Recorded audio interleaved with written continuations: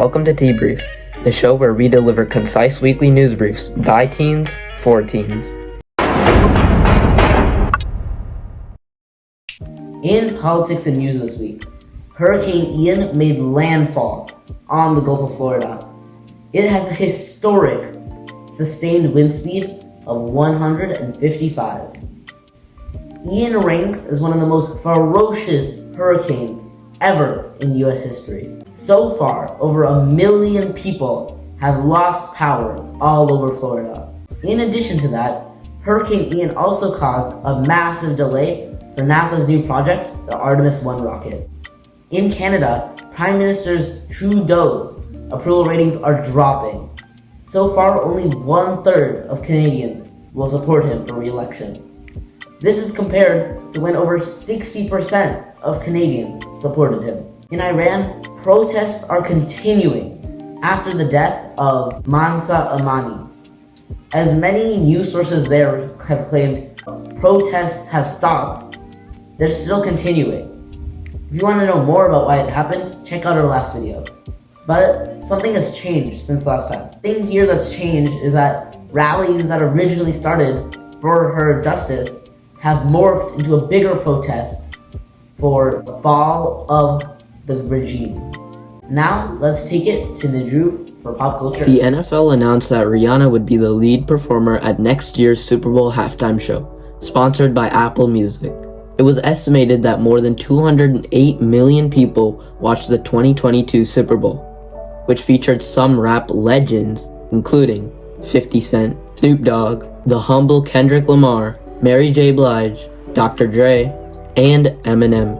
Mom spaghetti. Mr. Beast revealed on an episode of the Flagrant podcast that he plans to run for president in his mid-40s or 50s so that he can, quote, do what's best for people. He elaborated by saying how he would give money away for more votes. Comes the money. Here we go. Money talk.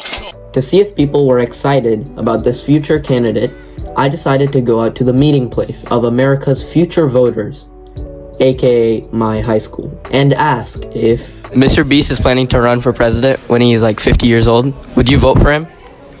Yes. He's a nice man. I would vote for him. Okay. He's planning on giving money out to his voters. Would you? Yeah, but I don't know. I think he's just joking, right? He's not actually doing it. I mean, it sounded real.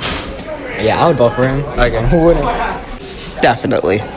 What if he gave out money to you, like to vote for him? Would you still? I'll take $1 million. Any more thoughts?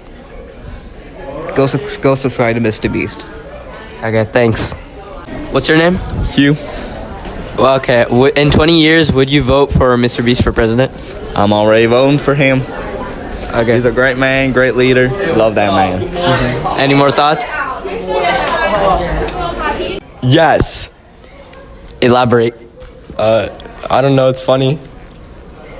Is that all? Yes.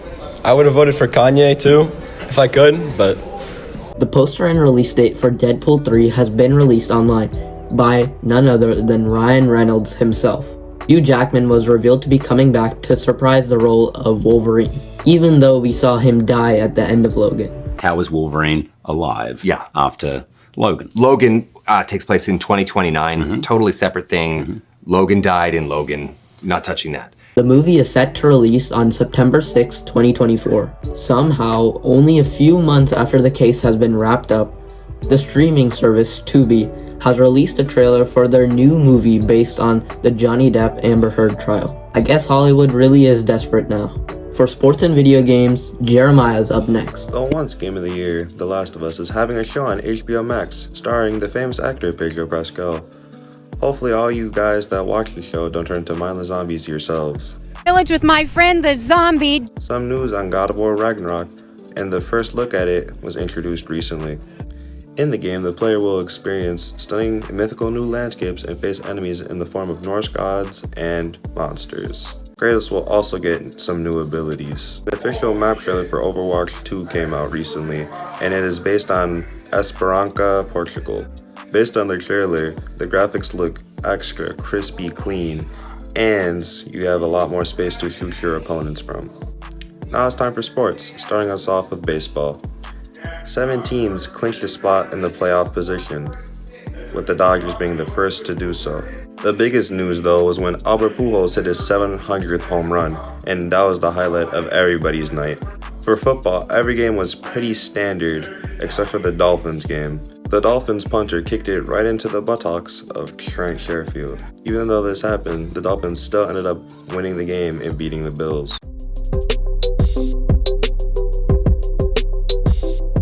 If you're addicted to clicking big red buttons, then I suggest you click the button right below to cure your addiction.